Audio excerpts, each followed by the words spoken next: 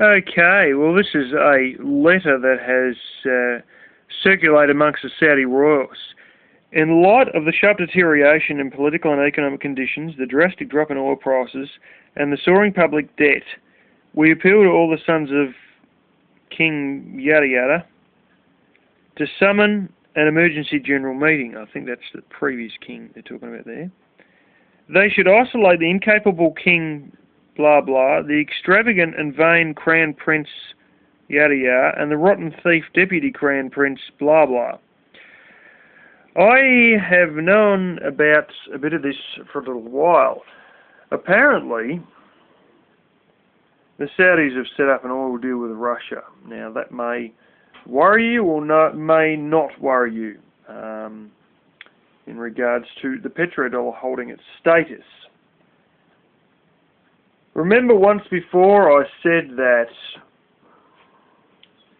the Saudis, and part of their deal, I don't know if it's called the Smithsonian Agreement, part of the 1971 petrodollar deal that was done during the Nixon administration, basically, I think it was Henry Kissinger went over and done it actually, basically they require OPEC countries to do all their oil deals, and primarily just Saudi Arabia, to do all the oil deals in US dollars. And part of that little dealio is to actually buy US government bonds. Now, I said a while back that, quite simply, if the Saudis ever stopped buying US government bonds, it would be pretty shot in the foot. The current Crown Prince has, after he goes, and he's in his 50s and his health is bloody terrible, he's got diabetes and all this other stuff, he really does not have good health. But once he goes, it may be on for young and old in regards to who runs the throne and all that big scuffle. Might be a bit of a,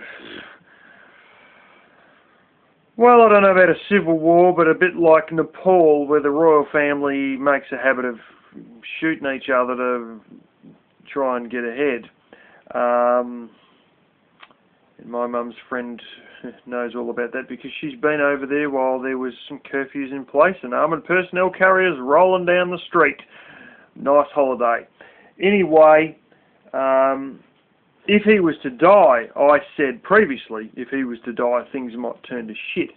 But there appears, and I've known this for about 2 weeks now at least, that there may be another little problem. See, those of you, well, most of you should remember the Arab Spring uprisings.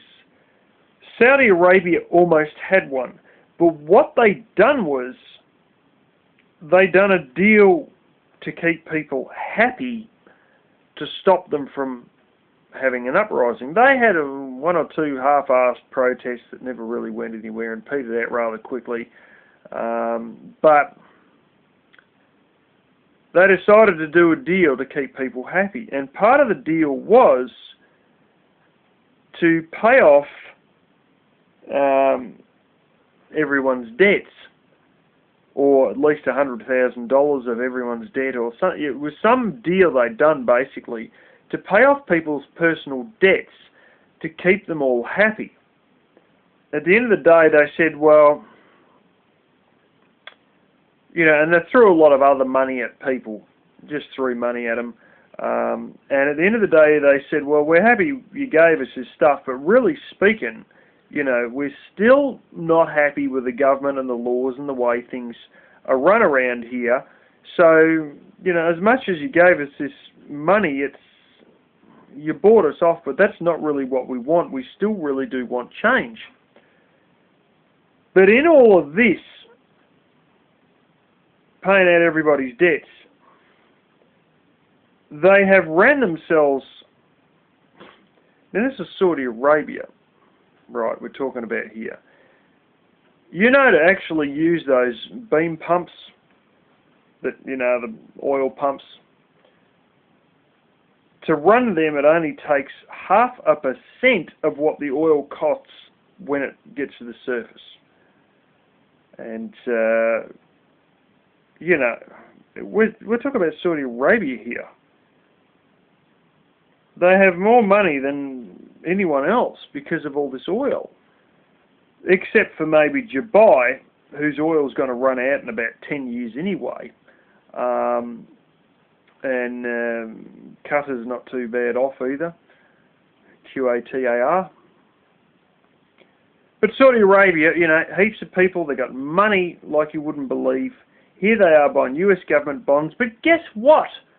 They are in debt themselves. They've got so used to spending money that it's just about got out of control. But it wasn't really just that alone. What really pushed it over the edge was trying to avoid an uprising and pouring money at people and paying off all their debts. But in the process,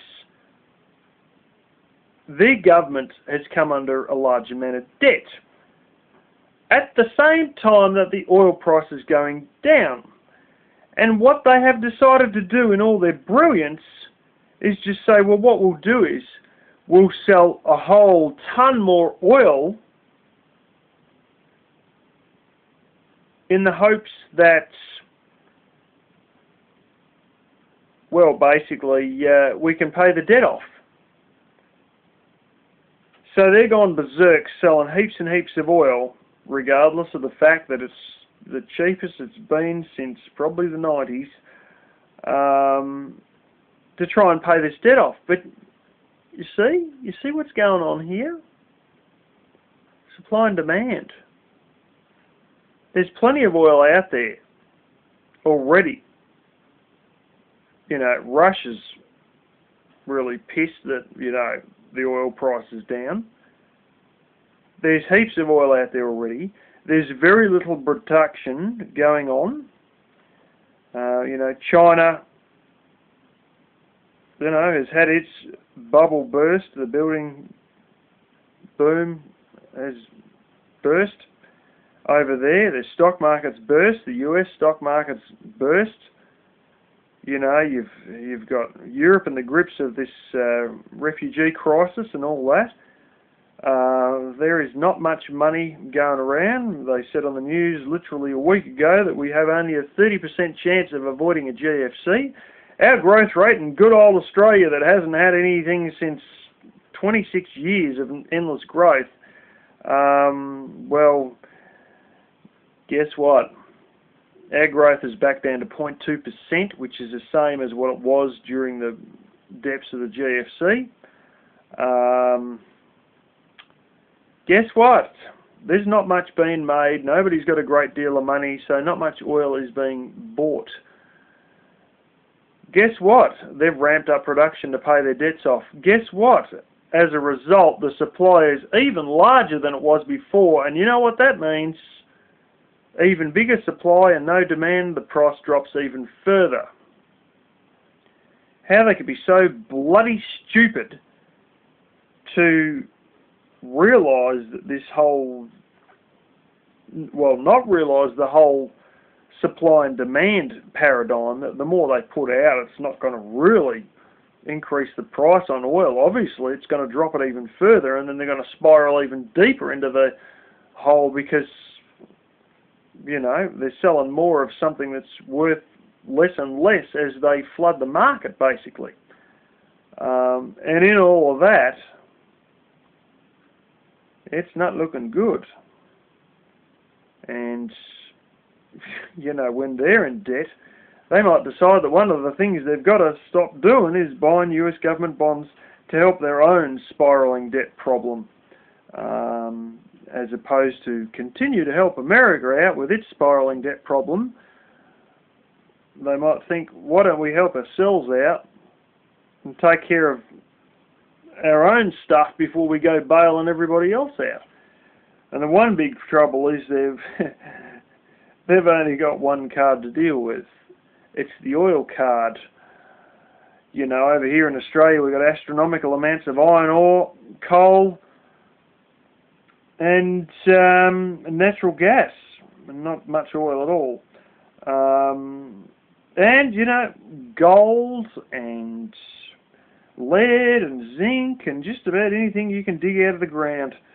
Hell, they've even found a huge big thing in the Northern Territory, it's astronomically big, for mining the main phosphate nodules for fertiliser. We've got a lot of different things that we have at our fingertips, but they are all the commodities. Commodities takes a hit in the guts, we take a hit in the guts.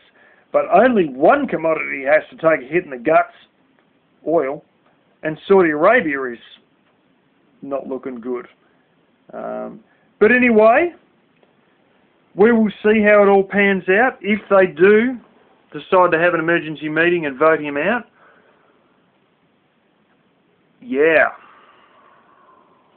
things might not be looking good. If they do decide that they've got to get their own economic house in order, and that means stop buying US government bonds, oh ho, there may be hell to pay. The chickens may come home to roost in the United States, and yeah, you may have a little bit of troubles to if this goes berserk, the US Army might get involved in deciding who they're going to more or less put in place as a puppet in Saudi Arabia. They may not get dragged in, it might just be a bit of CIA shenanigans behind the scenes. But you also got to realise that in the middle of spiralling public debts and you know, trying to flood the market and thinking that you can get yourself out of those debts, Saudi Arabia itself is currently in a war with Yemen. Not that that is necessarily stretching their military, but they are stretching their budget, which is a bit weird for the place that is buying most of the US government bonds that's keeping the US afloat, and the place that is as rich as Saudi Arabia is. But anyway, I've repeated myself a couple of times there, and I just wanted to tell you about that.